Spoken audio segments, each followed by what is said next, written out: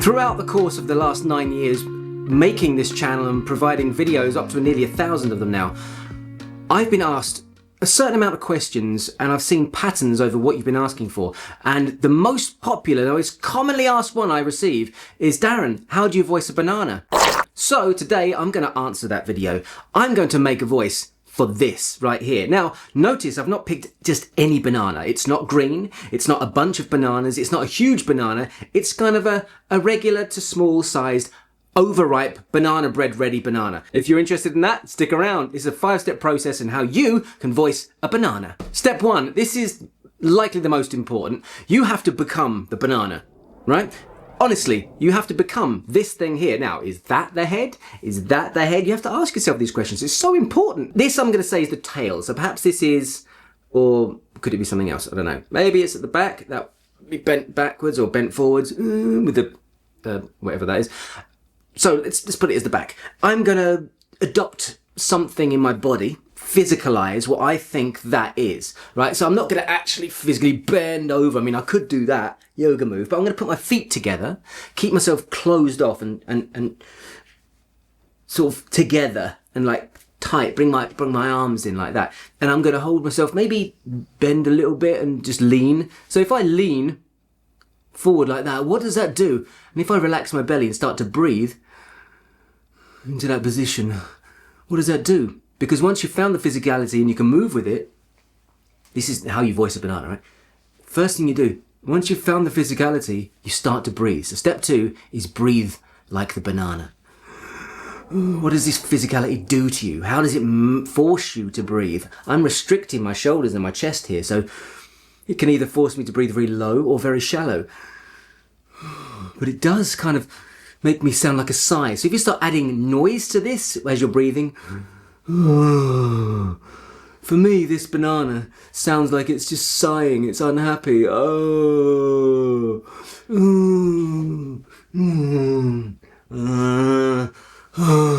Okay, so step 1 and 2. First one, find the physicality and move like the banana. Second one is breathe like the banana and add sound like a banana. The third is then to give it 3 characteristics. Now, I'm going to give this banana an obvious one, which is mushy. So I want him to be mushy, like lovey, like kind of just a little bit gooey, which it really is, isn't it? And then I think it's a slow banana. This is not a quick banana. It's too old to be quick. So it's mushy, slow.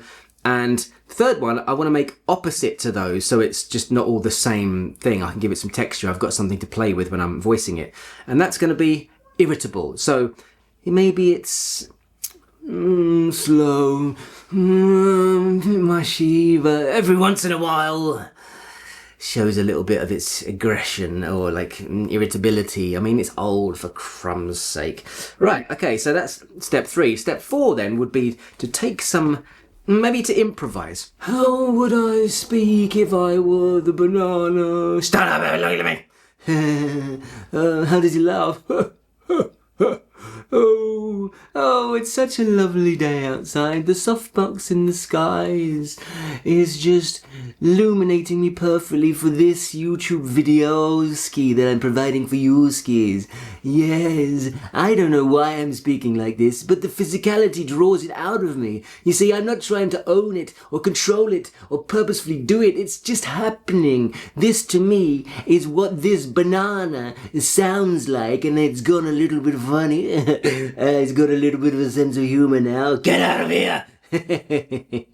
So that's my banana so far. The last thing you want to do is actually take some written text and record yourself speaking it in character, right? Because ultimately, if you're going to voice something, you want to be, it's good to be able to improvise, but this is a way, for example, you wanted characters in a narration, then this, you know, ultimately you want to get to the point where you can read in character and try and get consistent.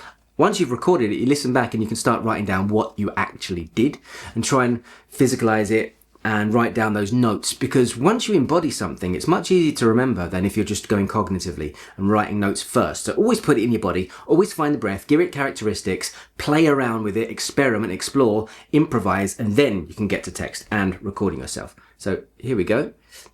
I might have forgotten already.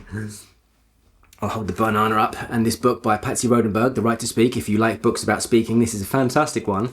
So here we go. This is the banana, and chapter 9, Speech and Phonetics. When you have worked and placed your voice, then the speech work is possible. Breath comes first. Voice and all its components follow. Speech is the third element and end result of the technical aspects of communicating. The process of speech is really nothing more than breaking up the voice into recognizably defined units called words. As sound enters the mouth, we use the lips, tongue, teeth, hard palate. Now, we should listen back because self-reflection is very helpful. Already. I'll hold the banana up, and this book... Get on with it. Breath comes first. Voice and all its components follow. Speech is the third element and end result of the technical aspects of... Right. I would give myself some notes at this point. We've gone through the 5 steps, but self-reflection is a bonus tip for you. Just think about how you could improve it. How accurate was that voice to this? It doesn't really matter, because if I were to then say, well, the next thing I'm going to voice is this screwdriver, I would make it very different. For example, maybe I won't go through it now. I'll use the screwdriver for another day, another video. Huh? This is just a little bit of fun for the weekend. So grab a banana or grab something, right? Figure out how to stand like it. Figure out how it moves. Figure out how it breathes and what kind of sounds it naturally makes without affecting or putting too much of your own self on it. Just what does it want you to do? Follow that feeling. Trust your instincts. Don't second guess yourself. It's all for fun. And that's how you get there. And then give it characteristics that you feel it should have. They have to be slightly different from each other. So if you've got 3 that are all very similar, yeah, one has to change it up. So maybe 2 positive and negatives, 2 negatives and a positive. You figure it out. But then you want to improvise and just play around with it as long as you can, and then put it to text. Record yourself, listen back, analyze, improve it. That's how you voice a banana and anything for that matter. I'm going to do some more of these videos because they're quite fun. And have a great weekend. If you're someone who really wants to get a bit further with your voiceover, come and join me on the Voiceover Starter Kit. It's a really in-depth, comprehensive course that's going to run you through all the elements of voiceover, how to get started, how to find work, how to build your studio, record demos, and actually get out there and make money from your voice. It's got everything you need to learn, all right? And it's tax deductible, so you get your money back if you have a business. Also, if that's not really for you and you're just someone who wants to improve their vocal instrument, then the 8-week Improve Your Voice course is still the flagship course that I created, and it runs you through over 8 weeks a step-by-step process to better enable your body to work for you as a vocal instrument. So when you turn up and then start voicing bananas, you are able to do so with less effort and more ease and more dynamics. Right, you take care. I love you very much. Peace out. I have so many tales to tell, and up till now